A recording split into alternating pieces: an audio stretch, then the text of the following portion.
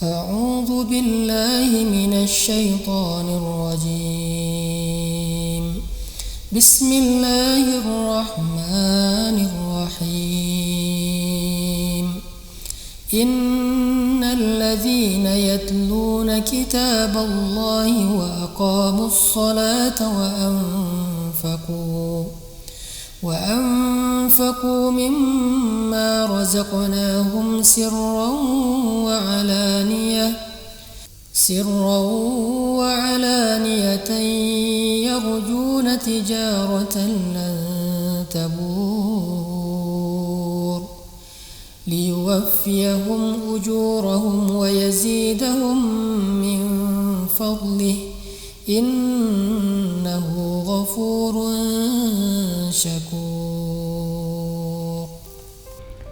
Sesungguhnya orang-orang yang selalu membaca Al-Quran dan melaksanakan sholat, menginfakkan sebagian rezeki yang kami anugerahkan kepadanya dengan diam-diam dan terang-terangan, mereka itulah orang-orang yang mengharapkan perdagangan yang tidak mungkin rugi, sehingga Allah akan menyempurnakan balasan kepada mereka, lalu menambahkan karunia-Nya untuk mereka.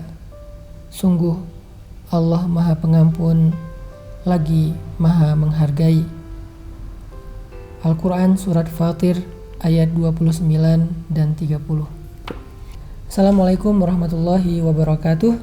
Sobat Zakat, ketemu lagi dalam program Tausiah Kebahagiaan Ramadan bersama dengan Rumah Zakat. Ada banyak orang yang mengeluh karena tahun ini Ramadan kita Ramadan yang berbeda dengan tahun-tahun yang lalu. Kita masuk bulan Ramadan dalam keadaan sedang diuji dengan wabah COVID-19, sehingga semuanya dianjurkan untuk tetap di rumah. Banyak orang yang mengeluh karena nggak bisa ke masjid.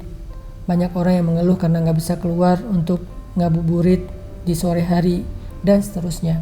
Sehingga banyak dari kita yang kadang ngerasa, aduh gimana ya, Ramadan tahun ini nggak bisa taraweh, Ramadan tahun ini bahkan gak bisa buka puasa bareng di masjid, takjil bareng. Ramadan tahun ini gak bisa sholat subuh di masjid setelah sahur. Ramadan tahun ini bahkan mungkin gak bisa iktikaf untuk dapat Lailatul Qadar, sehingga kita semuanya merasa sedih. Kalau kita renungkan, pasti ada hikmah di balik setiap ujian yang Allah berikan kepada kita. Sebagian ulama mengatakan Ramadan tahun ini adalah Ramadan yang paling istimewa jika kita mengerti. Kenapa para ulama mengatakan Ramadan tahun ini adalah Ramadan paling istimewa?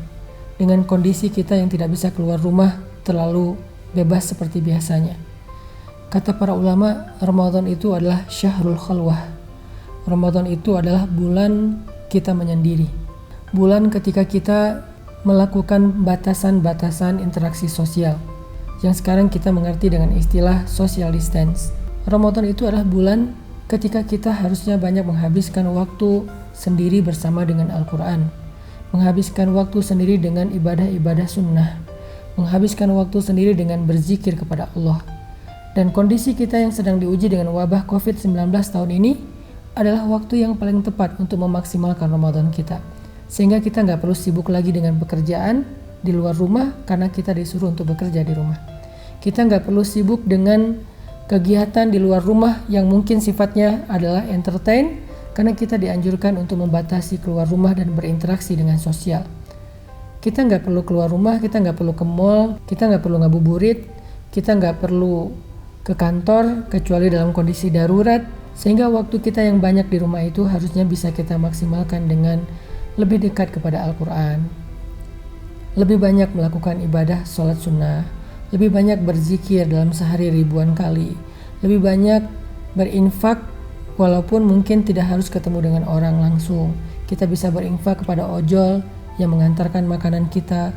Kita bisa berinfak lewat donasi-donasi sosial, yang sekarang banyak program-program sosial yang dilakukan oleh lembaga-lembaga sosial, termasuk oleh rumah zakat, dakwah-dakwah para ulama di Barisan Bangun Negeri dan seterusnya, sehingga kita tetap bisa maksimal beribadah Ramadan walaupun kita di rumah aja. Nah, untuk itu saya pengen sharing kepada teman-teman beberapa motivasi yang berkaitan dengan ibadah-ibadah yang bisa kita lakuin selama bulan Ramadan, dan yang paling istimewa diantaranya adalah membaca Al-Quran. Sehingga Allah Subhanahu wa Ta'ala menyebutkan di surat Fatir, orang-orang yang membaca Al-Quran. Innalladzina yatluna kitaballah. Mereka itulah orang yang yarjuna tijaratan lan tabur. Mereka itu sedang berdagang dengan perdagangan yang tidak mungkin rugi. Banyak orang berpikir dengan stay at home atau di rumah aja kita jadi rugi, nggak bisa dagang, nggak bisa kerja, nggak bisa bisnis, nggak bisa usaha dan seterusnya. Tapi kalau kita yakin kepada Allah sebagai orang beriman, Allah sedang menawarkan kepada kita justru dengan stay at home, dengan di rumah aja, Allah menawarkan kepada kita tijaratan lan tabur, perniagaan yang nggak mungkin rugi. Kita berdagang di online bisa untung bisa rugi. Kita keluar rumah bisa untung bisa rugi. Kita berbisnis bisa untung bisa rugi. Tetapi Allah menawarkan kepada kita tijaratan lan tabur, perniagaan yang gak mungkin rugi. Apa itu? Yatluna kitaballah, membaca Al-Quran. Wa aqamus shalah, memperbanyak ibadah-ibadah salat yang wajib dan yang sunnah. Wa anfaqu mimma razaqnahum, berinfak dengan harta yang Allah berikan kepada kita. Itu tijaratan lan tabur, perniagaan yang gak mungkin rugi. Dan ini bukan hanya urusan pahala atau akhirat, tetapi juga urusan dunia. Karena Allah Subhanahu wa taala di ayat 30-nya mengatakan liyuwaffiyahum ujurahum. Allah akan menyempurnakan balasan mereka. Ujrah kalau dalam bahasa kita diartikan upah.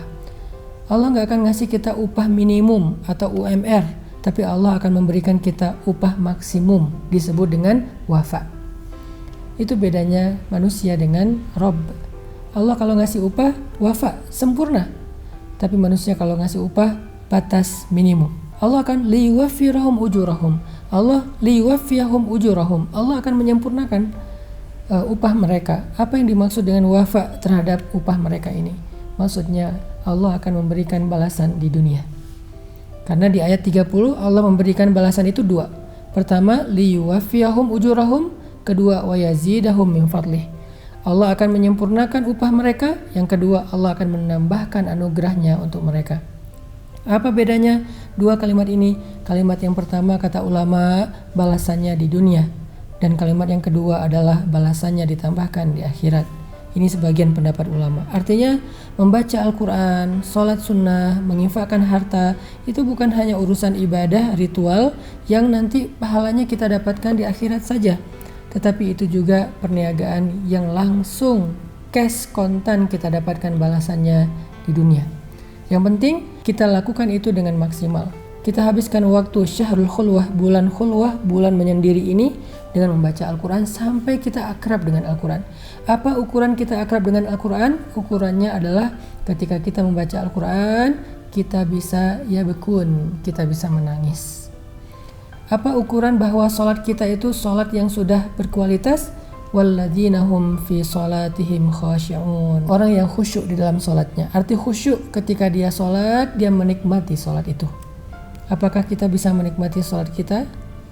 Nawafil kita? Apakah kita bisa menikmati sholat wajib kita? Sholat sunnah kita? Sholat tarawih kita? Duha dan tahajud kita?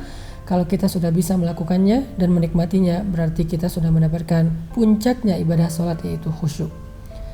Apa kebaikan atau puncaknya dari berinfak? Hilangnya rasa kikir.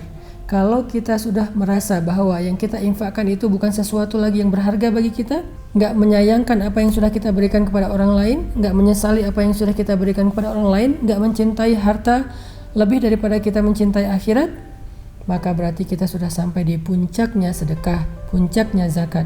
Karena puncak atau goals dari infak, zakat, sedekah itu adalah menghilangkan sifat kikir di hati kita. Wa may yuqa syuhha nafsih, siapa yang telah dihilangkan sifat kikir dari dirinya, ulaika humul muflihun, itulah orang yang sukses, orang yang beruntung. Sobat zakat sekalian, yuk kita habiskan waktu Ramadan kita yang mungkin masih harus stay at home, di rumah aja, dengan lebih dekat dan akrab dengan Al-Quran, lebih banyak ibadah-ibadah zikir, sholat sunnah, kemudian infak, sedekah, dan seterusnya. Moga-moga Ramadan kita bisa menjadi tijaratan lan tabur, perniagaan yang gak mungkin rugi. Barakallahu fiikum.